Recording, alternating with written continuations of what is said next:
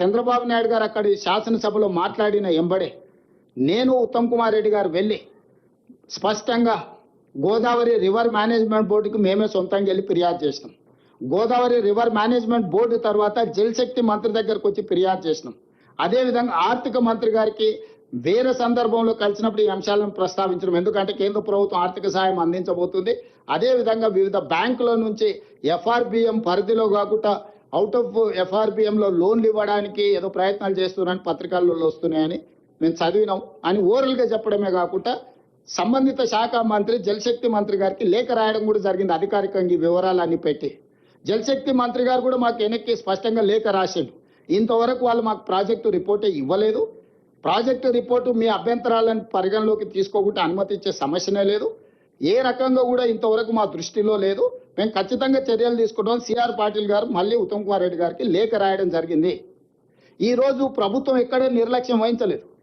ప్రభుత్వము రాజ్యాంగబద్ధ సంస్థలు కేంద్ర ప్రభుత్వానికి అన్ని రకాలుగా ఫిర్యాదులు చేయడం, అధికారికంగా లేఖలు చేయడం, కలవడము, పోవడము, రావడము, అన్ని విషయాలను క్షుణ్ణంగా బాధ్యతాయుతంగా మేము ముందుకు తీసుకువెళ్తున్నాము. ఉన్న పలంగా హరీష్ రావు గారు బయటకు వచ్చేసి మొత్తం తెలంగాణకు అన్యాయం జరిగిపోతుంది, మొత్తం నీళ్ళన్నీ తరలించుకుపోతున్నాడు చంద్రబాబు నాయుడు, రేవంత్ రెడ్డి మౌనంగా ఉన్నాడు, ఉత్తమ్ కుమార్ రెడ్డి గారు ఉత్తగానే కూర్చున్నాడు అని బకెట్ల బురద తీసుకొని చల్లుకుంటే వెళ్తున్నాడు. అయ్యా, ఈ పాపానికి పునాది వేసింది మీ మామగారు. ఆ రోజు నువ్వు మంత్రి, నువ్వే ఆ సమావేశంలో ఉన్నావు. అయితే గీతే ఎవరినైనా శిక్షించాలంటే చంద్రశేఖరరావు గారిని, హరీష్ రావు గారిని శిక్షించాలి. ఒకవేళ గోదావరి బేసిన్లో తెలంగాణ ప్రాజెక్టులకు అన్యాయం జరిగి తెలంగాణ ప్రాజెక్టులకు ఒకవేళ తీరని ఏదైనా ద్రోహం జరిగితే ఉరిదీయాల్సింది చంద్రశేఖరరావును, హరీష్ రావునే. సర్వ పాపాలు చేసింది మీరు, పాపాల భైరవులు మీరు, తెలంగాణకు అన్యాయం చేసింది మీరు. కాంట్రాక్టర్లు ఇచ్చే కమిషన్లకు మీ ఇద్దరి కలయికనే ఒక కాంట్రాక్టర్ పెట్టిన సమావేశం. ఆ కాంట్రాక్టర్ పెట్టిన సమావేశంలో మీరిద్దరు, ఆయన సూత్రధారి అయితే కాంట్రాక్టర్, మీరిద్దరు పాత్రధారులుగా కూర్చొని కమిషన్లకు కక్కుర్తిపడి 400 టీఎంసీలు గోదావరిలో వరద జలాలు ఉన్నాయి, రాయలసీమకు పెన్నా ప్రాంతానికి తరలిస్తామని అన్ని కుట్రలు చేసి ఈ రోజు మీ చేతిలో లేకుండా పోయిందని చెప్పి ఆ బురదంతా తీసుకొచ్చి మాకు అంటించాలనే ప్రయత్నం చేయడం ఇది భావ్యమా? అందుకే ఈరోజు స్పష్టంగా తెలంగాణ ప్రజలకు నేను చెప్పదలుచుకున్నా, వీళ్ళు ఏ రోజు కూడా తెలంగాణ ప్రయోజనాల కోసం కృషి చేయలేదు. ఈ రోజు కృష్ణా బేసిన్లో ఉమ్మడి రాష్ట్రంలో ప్రారంభించిన ఏ ఒక్క ప్రాజెక్ట్ అయినా మనకు ప్రధానమైన ఆధారము Krishna basin, Godavari basin. Krishna basin మీదకి వద్దాం. ఉమ్మడి రాష్ట్రంలో సాగునీటి ప్రాజెక్టుల్లో తెలంగాణ ప్రాంతానికి అన్యాయం జరుగుతుంది కాబట్టి నీళ్లు, నిధులు, నియామకాలు అనే నినాదంతో రాజకీయ పార్టీని మీరు ముందుకు తెచ్చుకొని అధికారంలోకి వచ్చి ఆ నీళ్లకు సంబంధించి కృష్ణా బేసిన్ మీద ఉమ్మడి రాష్ట్రంలో మొదలుపెట్టిన ఒక్క ప్రాజెక్ట్ అయినా పూర్తి చేసిండ్రా చంద్రశేఖరరావు గారు? ఇప్పటి వరకు 2 లక్షల కోట్ల రూపాయలు కేవలం సాగునీటి ప్రాజెక్టులకు కాంట్రాక్టర్లకు బిల్లులు చెల్లించారు. పాలమూరు జిల్లాలో మొదలైన ఏ ప్రాజెక్ట్ అయినా భీమా, నెట్టంపాడు, కోయిల్ సాగర్, కల్వకుర్తి, పాలమూరు రంగారెడ్డి ఎత్తిపోతల, నల్గొండలో ఎస్ఎల్బిసి, అదేవిధంగా ఇంకా మిగతా ప్రాజెక్టులు ఆ నుంచి ముందుకు వెళ్తే ఖమ్మం జిల్లాలో ఉన్న ఇందిరాసాగర్ లేకపోతే రాజీవ్ సాగర్ లాంటి ప్రాజెక్టులు, గోదావరి బేసిన్లో మొదలుపెట్టిన ప్రాణహిత చేవెళ్ళ కావచ్చు, ఇతర ప్రాజెక్టులు కావచ్చు, దేవాదులు కావచ్చు, సమ్మక్క సారలక్క కావచ్చు, ఏ ఒక్క ప్రాజెక్ట్ అయినా ఈ 10 సంవత్సరాలలో మీరు పూర్తి చేసిండ్రా?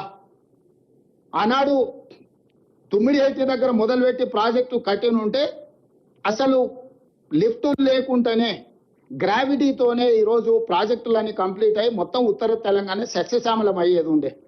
కానీ కాసుల కక్కుర్తితోటి తుమ్మిడేటి దగ్గర కట్టకుండా వదిలేసి అబద్ధాలు ప్రచారం చేసి మేడిగడ్డ, సుందిల్ల, అన్నారం లిఫ్టులు కట్టి పంపులు పెట్టి మీరు కట్టుడు కూలుడు 3 ఏళ్లలో జరిగిపోయింది.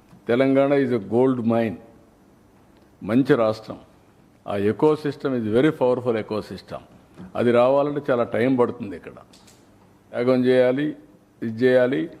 నేను యజ్ఞం మారి చేస్తామంటే ఇక్కడ కొంతమంది ఆ యజ్ఞాన్ని భంగం చేయడానికి ఆ ఫలితాలు ప్రజలకు అందకుండా చేయాలని అన్ని ప్రయత్నాలు జరుగుతున్నాయి. అది కరెక్ట్ కాదు. సార్, మీరు ఎన్డీఏలో భాగస్వామిగా ఉన్న బనకచర్లకు సంబంధించి అనుమతులు రావడం మాయేనని నిన్న తెలంగాణ ముఖ్యమంత్రి రేవంత్ రెడ్డి వ్యాఖ్యానించారు. నీకు కావాల్సింది మసాలా ఈ రాష్ట్రంలో మంచి కాదు. ఏం లేదు, నీకు నేను నా నేచర్ను 40 ఏళ్ళ నుంచి చూసావయ్యా. నేను ఎవరితో గొడవ పెట్టుకోను. రాష్ట్ర హితం కోసం ఎవరితోనైనా పోరాడతా. ప్రజాహితం కోసం నా పోరాటాలు ఉంటాయి తప్ప వ్యక్తుల కోసం కాదు. ఒకవేళ ఒకరు మాట్లాడగట్టు నువ్వే మాట్లాడతావు అంటే కరెక్ట్ కాదు.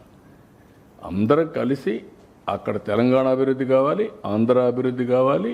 గోదావరిలో ఎవ్వరికి డిస్ప్యూట్ లేవు, బోలెడని నీళ్ళు ఉన్నాయి.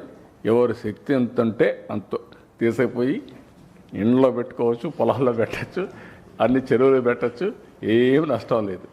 That is what I want to give a message. ఎవ్వరికి నష్టం లేదు.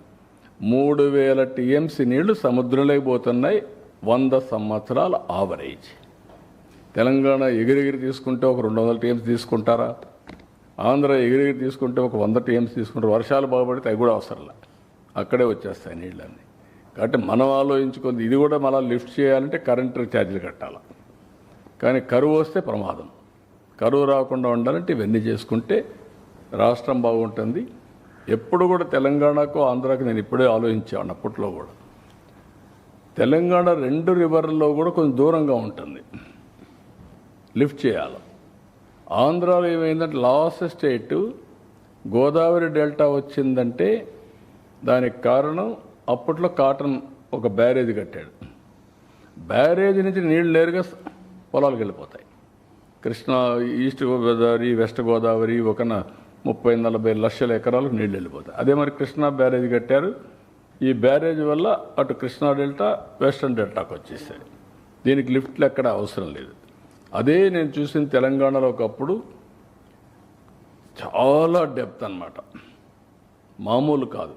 ఖమ్మం, నల్గొండ అయితే ఫ్లోరైడ్, విపరీతమైన ఫ్లోరైడ్. తాగేదానికి నీళ్లు లేకుండా ఫ్లోరైడ్ వచ్చి కాళ్ళు చేతులు కుంటైపోయి చాలా బాధపడేవాళ్ళు. డ్రౌట్. అనంతపూర్ అయితే వన్ ఆఫ్ ది డెజర్ట్,